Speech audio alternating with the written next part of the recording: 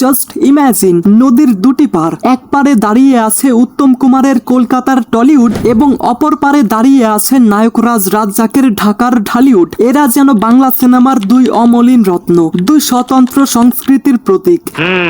একদিকে যেমন কলকাতার বুকে উত্তম কুমারের অভিজ্ঞান এবং অ্যাক্টিং এর উজ্জ্বলতা ফুটে উঠেছে, তেমনি ঢাকার পর্দায় নায়করাজ রাজ্জাক তার অনন্য উপস্থিতি দিয়ে ঢালিউডকে দিয়েছে এক নতুন প্রাণ। তবে যখনই প্রশ্ন আসে কে সেরা, উত্তম কুমার নাকি নায়করাজ রাজ্জাক, তখন সেই উত্তর পাওয়া সহজ নয়। কলকাতার শহরের গলিতে গলিতে উত্তম কুমারের চরিত্র যেন জীবন্ত হয়ে ওঠে। তার প্রত্যেকটা দৃশ্যের মধ্যে ভরপুর থাকে শ্রদ্ধা, প্রেম এবং সামাজিক দৃষ্টিভঙ্গি। অন্যদিকে নায়করাজ রাজ্জাকের ঢালিউডে খ্যাতি শুধুমাত্র অভিনয়ে নয়, তার আঞ্চলিক গল্প বলার ধরনেও। নায়করাজ রাজ্জাক ছিলেন সেই অভিনেতা যিনি ঢালিউডকে নিয়ে গেছেন গৌরবের শিখরে। তবে সত্যি বলতে এই দুইজন কিংবদন্তির তুলনা করা সহজ নয়।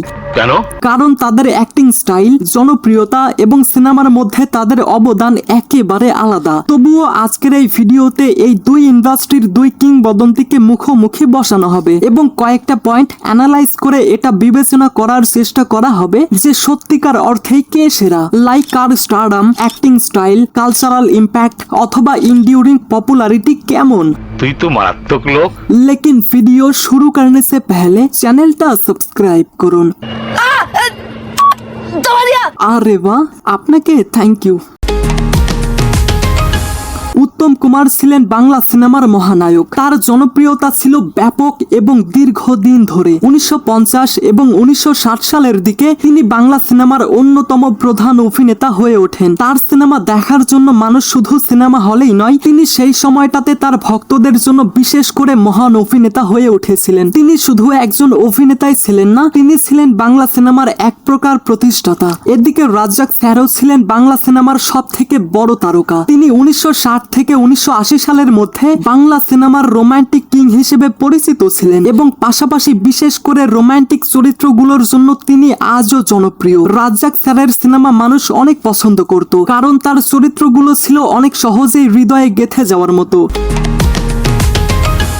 উত্তম কুমারের অভিনয় ছিল অত্যন্ত গভীর এবং অনেক বেশি রিয়ালিস্টিক। তিনি যে কোনো চরিত্রে অভিনয় করতেন, হোক সেটা প্রেমিক, অভিভাবক বা কোনো নেতার চরিত্র, তিনি সেটাকে জীবন্ত করে তুলতেন। তার চোখের ভাষা, ফিজিক্যাল মুভমেন্ট বা হাসি সবকিছুই ছিল একদম নিখুঁত। তিনি কখনোই ওভার অ্যাক্টিং বা অতিরিক্ত অভিনয় করতেন না, বরং তার অভিনয় ছিল খুবই সাবলীল এবং স্বাভাবিক। এদিকে রাজ্জাক স্যারের অভিনয় ছিল সহজ এবং প্রাণবন্ত। তার অভিনয়ের ধরন ছিল অনেকটাই রসাত্মক এবং দর্শকদের সঙ্গে খুব সহজেই সম্পর্ক স্থাপন করার মতো। তিনি ছিলেন এক অনন্য রোমান্টিক নায়ক, যার চরিত্রগুলো ছিল অনেক বেশি সাধারণ এবং বাস্তবিক। তার অভিনয় ছিল অনেক মজা, রোম্যান্স এবং কখনো কখনো একটু কমেডিও।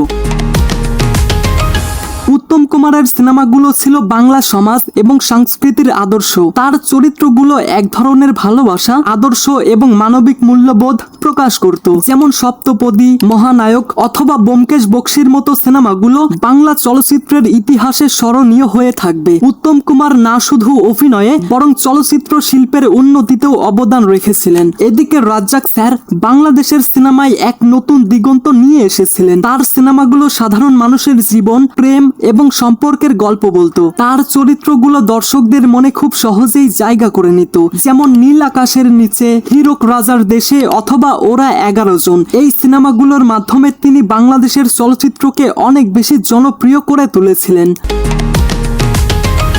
উত্তম কুমারের জনপ্রিয়তা এখনো অক্ষুণ্ণ। তার সিনেমাগুলো এখনো টেলিভিশনে প্রচারিত হয়। লিটারালি ভাই, ইন্ডিয়ান অনেক চ্যানেলে এখনো উত্তম কুমারের সিনেমা প্রচারিত হয়। যদিও আমার বাসা বাংলাদেশে, তবুও বাংলাদেশে কিছু ইন্ডিয়ান চ্যানেল আছে যেগুলোতে আমি কোথাও না কোথাও এমন কয়েকটা সিনেমা দেখেছিলাম। যাই হোক, তার সিনেমাগুলো এখনো টেলিভিশনে প্রচারিত হয় এবং নতুন প্রজন্মের লোকেরা তাকে নতুন করে আবিষ্কার করছে। তিনি শুধু তার সময়েই জনপ্রিয় ছিলেন না, বরং এখনো বাংলা চলচ্চিত্রের সব থেকে বড় আইকন হিসেবে তিনি পরিচিত। তার অভিনয় আজও চলচ্চিত্র প্রেমীদের জন্য এক অনুপ্রেরণা। এদিকে রাজ্জাক স্যারের জনপ্রিয়তা এখনো কমেনি, লিটারালি ভাই এখনো কমেনি। তার সিনেমাগুলো আজও প্রচারিত হয় এবং তিনি ঢাকাই সিনেমা অথবা বাংলা সিনেমার ইতিহাসে সব থেকে বড় কিংবদন্তি। রাজ্জাক স্যার আজও অনেক মানুষের হৃদয়ে আছেন এবং নতুন প্রজন্মের সিনেমা প্রেমীরাও তাকে শ্রদ্ধা জানায়। তার চলচ্চিত্রের প্রতি ভালোবাসা এবং তার অভিনয়ের প্রভাব আজও রয়েছে।